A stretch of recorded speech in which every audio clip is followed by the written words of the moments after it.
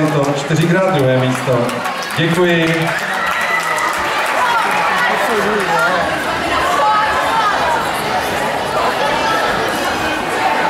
A jsou-li mé informace správné, startovní číslo 46 není. A startovní číslo 47, tak teď nevím, který tady je a který tady není. Jedni jsou ze Sedlčan a jedni jsou z KK Aerobiku. A odkud vy jste? Tak dobře, tak se do toho pustíme. Tady mohla být mamka. Ne.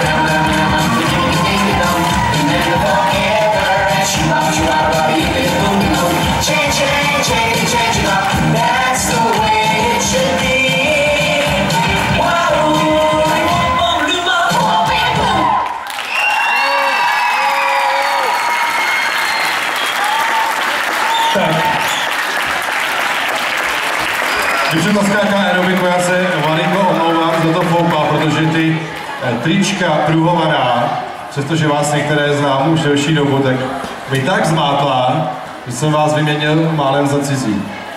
Teda jako ze Sedlčan. Ale tam jsou taky hezký holky. Tak. A já jsem sledoval samozřejmě i vaši trenérku. Renato, můžeš sem ke mně na chvilku, já bych potřeba něco vysvětlit, jo? Že ty jsi odborník na zumbu, já jsem sledoval, jak to kaučuješ. A tam bylo možná zajímavější, když sledovat toho trenéra, no? Ale vy jste byli taky dobrý. A tam byly takový různý posunky, jo? Takový, jako, jak jim ukazuješ takhle, a pak si dělal tohle. A ukazoval si takhle. To znamená, že tady taková velká zima? A jdou hodně dozadu, a jdou malinka to dopředu.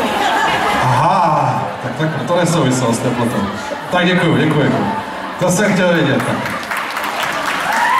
To jsou naše děvčata, sestry v triku, promiňte.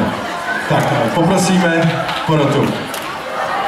Já to nechci protahovat, protože já jsem přebral slovo od Klárky, aby nehodnotila své kolegyně z týmu. A i ona, i Renata mi říkala, abych tady byl přísný, jenomže já, i když jsem se snažil, tak to nejde být přísný, protože vy jste to zacvičili úplně perfektně.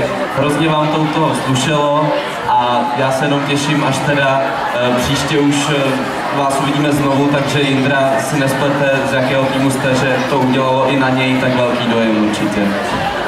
Ne, nespletu, já si myslím, že i zde přítomná děvčata se za to zaslouží, parkují přece jenom poměrně daleko. Tak, nemusíme hodnotit, nebo budeme hodnotit. Já vám přeji, abyste byli první v této kategorii, co se vám podařilo, jinak to dopadnout nemohlo. A nás už čeká jenom a jenom to, že si předáme ty ceny, medaile, popřejeme si, a to znamená vyhodnocení. Takže za malou chvilku